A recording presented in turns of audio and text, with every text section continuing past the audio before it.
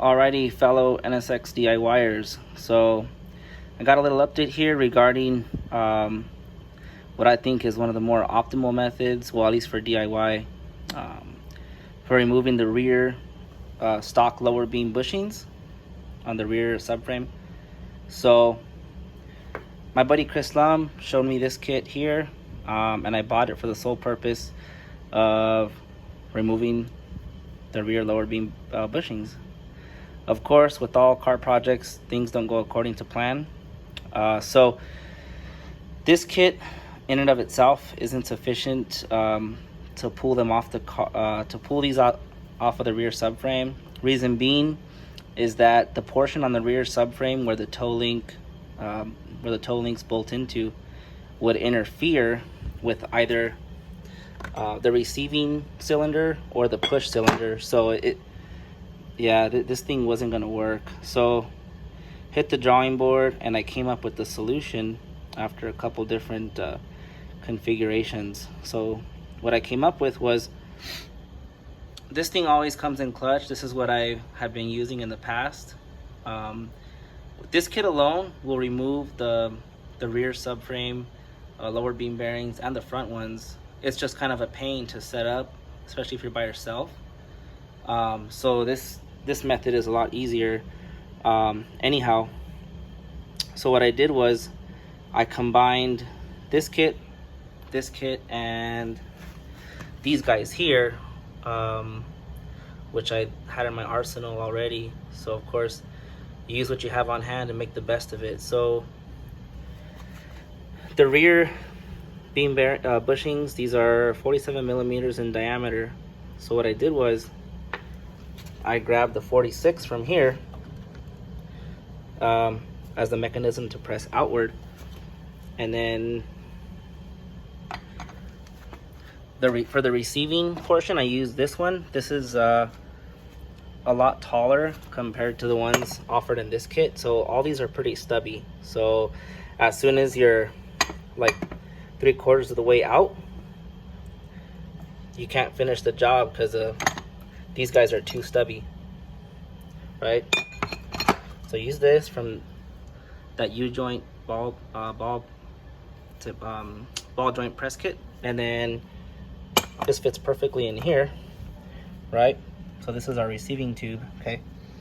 And then so we have that, and then so for the push portion, I ended up, like I said, 46 millimeter, and then I grabbed this little guy here, okay?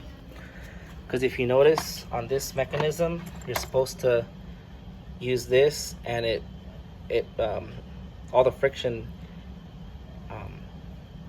is distributed on these bearings here, right?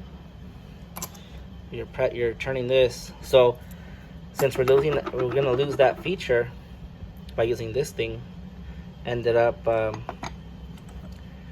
utilizing this, okay, to go in like that, and this goes right over it, just like this. That way, this is your press portion. So yeah, next clip we'll have it all set up.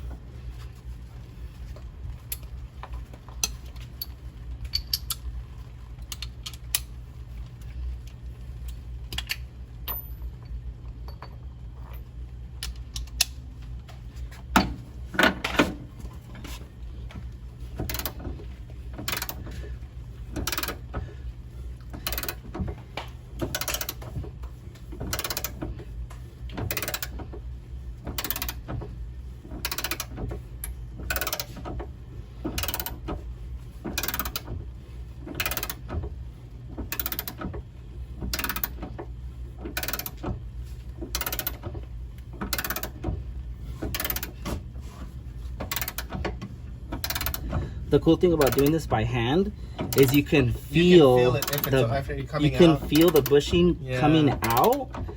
And I've had it where I'll use power tools and I started it incorrectly. Yeah.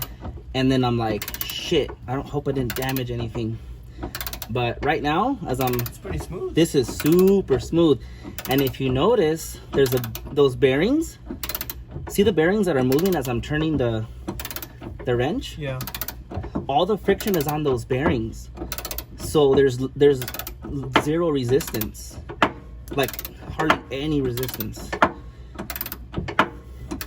So super effortless. When you got the right tools, right? Okay. That's funny. What makes a good mechanic. But you know what's funny, bro, is I had to use all 3 of those toolkits that I have. Yeah. In conjunction together, because notice how the toe link portion right here. Yeah. So what you're supposed to do, see how I have this big cylinder over here? Yeah. This is the receiving tube. Yeah. Right. So, and then one side's receiving, one side's pushing. Right. Yeah. So the if I had the push-in over here, the portion to hold it is too big. This interferes with the portion to push it in, and vice versa. The receiving tube's way too big. Look, there's like no hardly any room. Right. So I kind of made my own little setup here, you know. But yeah, it's going, bro. Oh, I'm glad you got the fucking rods in. The rods. Oh, the toe links. The toe links. Dude, they were both of them were super seized, like rusted. Yeah. I put some what do you call it? Like WD-40? Yeah. No, I use this one called kind of like PB Blast. It's called I forget the name, but it's supposed to be rust preventative as well. That way, in the future, they don't get all rusty and seized, you know.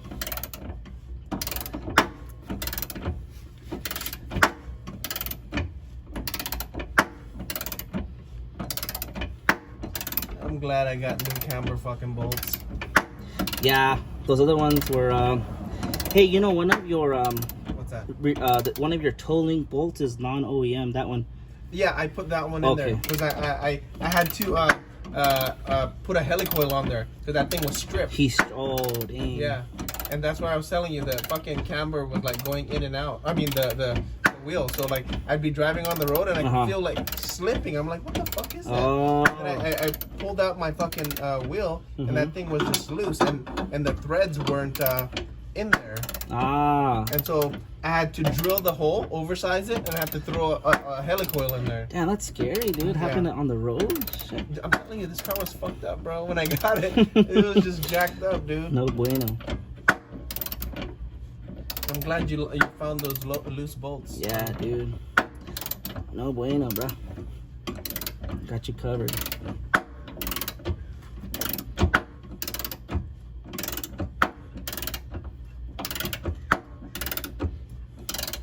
And the receiving tube, I actually used one from my ball joint removal kit because they're longer. The ones in the sleeve kit that I showed you, they're too stubby, which means like you get to the end of the bushing almost coming out, and there's no more room inside to receive the. Oh shit. Yeah, so this is like one shot right here. It was like. So you use both of them. Yep. I'll show you the video. Oh, look, it's out. Check it out. It's done. See? One shot. Oh, nice, dude. That's all I know. That's it. Nice. That's it. And you don't damage the fucking sleeve? Nothing gets damaged.